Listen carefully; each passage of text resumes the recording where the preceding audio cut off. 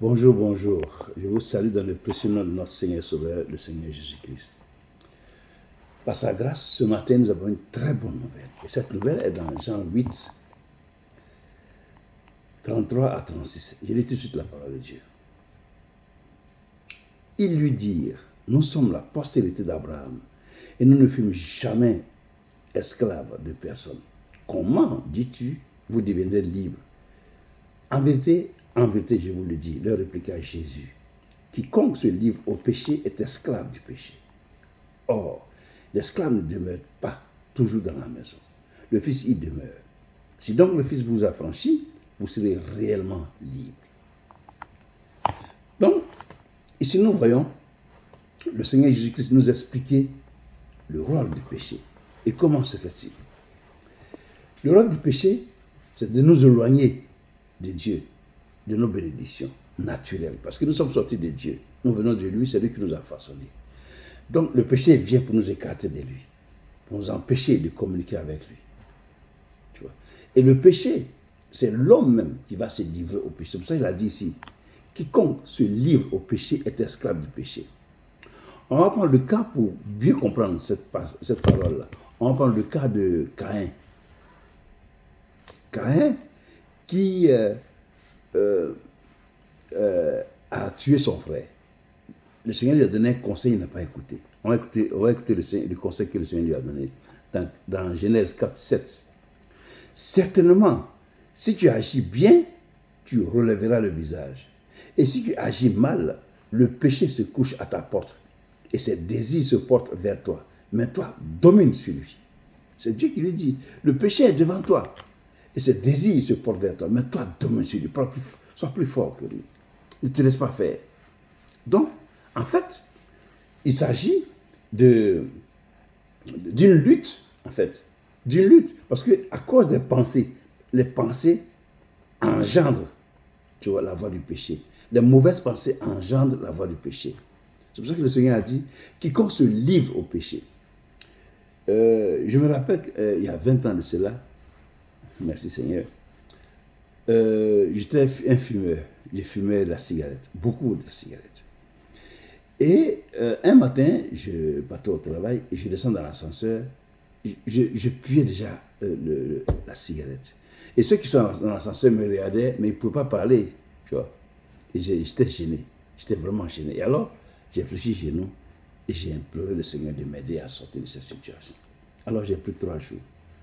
À l'issue de ces 3 jours, c'est-à-dire la veille, la nuit du 2e jour au 3e jour, j'ai eu un songe. Dans le songe, moi, j'étais comme dans le sous-sol. Dans le sous-sol, en bas, dans le sous-sol. Et il y avait un démon qui, lui, était sur la terre ici. Tu vois. Donc, dans le songe, là, je montais, je venais vers la terre ici. Normal. Et lui, il descendait, il allait prendre ma place. Et au milieu, je lui ai posé la question. Est-ce un au revoir?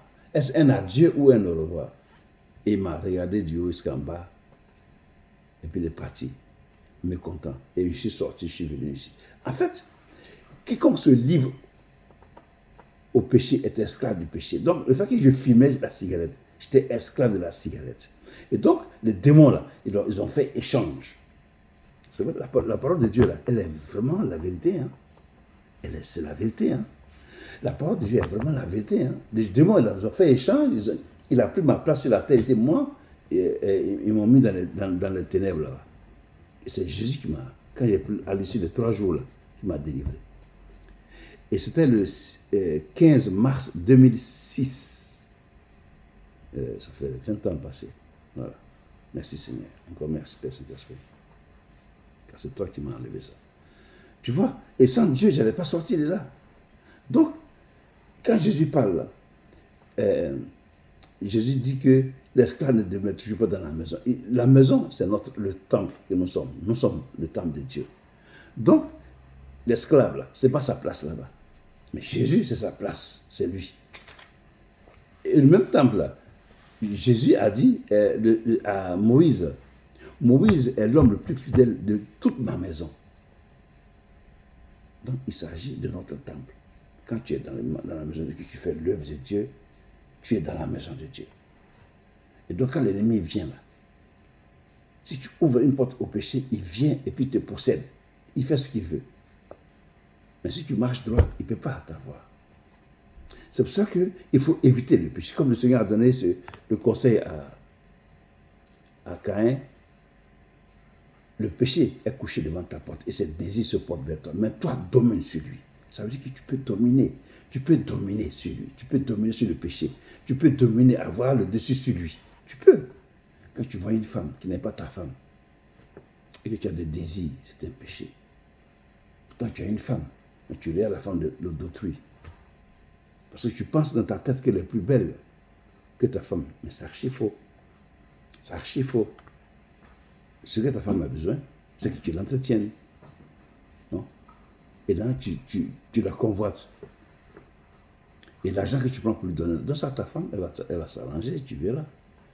La vie, elle n'est pas compliquée. C'est nous qu'on la complique. La vie n'est pas compliquée. Dieu a créé la vie là, simple. Nous devons vivre cette vie-là, passer un temps sur la terre ici, là. En le bénissant, en faisant sa volonté. Quand on quitte cette terre, on va le bénir. On vient, on veut écrire plusieurs histoires à nous tout seuls. On a copine ici, on a ça ici, on a copine ici, on fait ceci, on fait cela. Tout ça, c'est pas ce que Dieu nous demande. Dieu nous demande de vivre en paix. Dieu nous appelle à vivre en paix avec notre famille. Tu vois? Donc le péché, il faut fuir le péché. Le péché vient pour gâter tout ce que tu fais. En fait, quand tu flottes avec le péché, tu ne sais pas ce que tu es en train de perdre. Tu perds des années comme ça, gratuitement. Ce que Dieu a prévu pour toi. Tu perds. Puisque tu n'es pas à ta place, tu n'es pas à ton poste. À cause du péché. Tu t'éloignes de la bénédiction que Dieu a prévue pour toi. La Bible dit, écoute bien, la Bible dit dans Jean 10, verset 10, le voleur ne vient que pour tuer, égorger, voler, détruire. C'est le Seigneur Jésus lui-même qui a dit ça. Cette parole est sortie de la bouche de notre Seigneur Sauveur Jésus-Christ. Ça veut dire quoi? Que le diable ne peut pas te bénir. Il ne peut rien te faire. Son rôle, c'est voler, tuer, égorger, détruire. Voici son rôle. Il ne vient que pour ça. C'est écrit dans Jean 10, verset 10. Donc, Satan ne peut pas te bénir. Il ne peut pas te bénir. Il ne peut pas. Il ne peut rien te faire. Il ne peut rien faire pour te donner une bénédiction pour que tu sois joyeux. Non, ce n'est pas possible. La joie, là, ça vient du Créateur, lui seul. La paix, ça vient de lui seul. Tu comprends? Le bonheur vient de lui seul. C'est lui qui donne. Il s'appelle Jésus-Christ. C'est lui seul qui donne. À part lui, il n'y en a pas. Il n'y a pas d'autre. Il n'y a personne qui peut te donner le bonheur. C'est impossible. Tu comprends? Donc, il faut donner ta vie à Jésus-Christ et demeurer ferme, marcher. Tu n'as pas besoin de pécher. Tu n'as pas besoin de faire des petits coups pour pouvoir y arriver. Non, ça ne sert à rien. Tu vas perdre ton temps. Dieu a gardé meilleur en réserve pour toi. Oui, la Bible dit quoi? Que quand Dieu te bénit là, quand il te bénit là, c'est comme dans un rêve. C'est vrai. Quand tu te bénis, c'est comme dans un rêve. Tu vois, tu ne t'en reviens pas. Donc, sa bénédiction est meilleure et sa bénédiction ne subit aucun chagrin. La bénédiction de l'ennemi, il y a problème dedans. Il y a trop de problèmes dedans. Tu vas prendre, d'abord même là, tu vois les jeunes gens qui font des alliances avec le diable pour être riche, pour être vu, machin, tout. En retour, qu'est-ce qu'il te prend? Qu'est-ce qu'il te prend? Il prend ta vie. Il prend ta vie. Or, la vie appartient à Dieu. La vie appartient à Dieu. Mais toi, tu donnes ta vie à Satan pour être riche, pour avoir le matériel ici. Pour combien de temps? Pour 20 ans, pour 30 ans, et puis après tu meurs. Et tu perds l'éternité avec le Seigneur, ton Créateur. Tu vois, ça ne sert à rien. Ce qui est avantageux, c'est de faire confiance au Seigneur Jésus-Christ. Mettre ta foi en lui, te réconcilier avec lui, passer par la zone du baptême et marcher à sa suite. Ce qu'il a réservé pour toi là, il va te le donner. Avec ça, tu passes ton temps ici sur la terre ici. Et quand tu quittes cette terre là, tu en laisses aussi à tes enfants.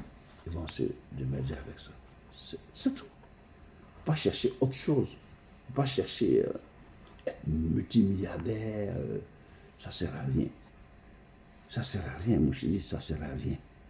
Quand tu laisses ça, ton ennemi même va prendre ton argent. Quand tu quittes cette terre, c'est ton ennemi, il prend ta femme, il prend ton argent. il prend tes enfants. Au cas où tu es avec Jésus, il veille sur toi. Après toi, il veille sur tout ce qu'il t'a donné. Parce que c'est lui qui t'a béni. Parce que c'est celui de qu'un chagrin. C'est ça, il faut comprendre que Dieu, c'est lui qui nous a créés. Et c'est lui qui a le meilleur pour nous.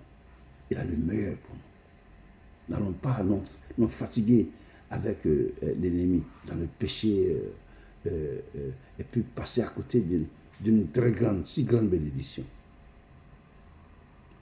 Que Dieu te bénisse. Toi qui as pris la décision de donner ta vie à Jésus, que Dieu te bénisse. Que Dieu te fortifie et que le Seigneur Jésus-Christ te fasse voir sa gloire. Parce qu'il est réel, il est vrai. Que Dieu vous bénisse. Au revoir. Demain pour une autre vidéo.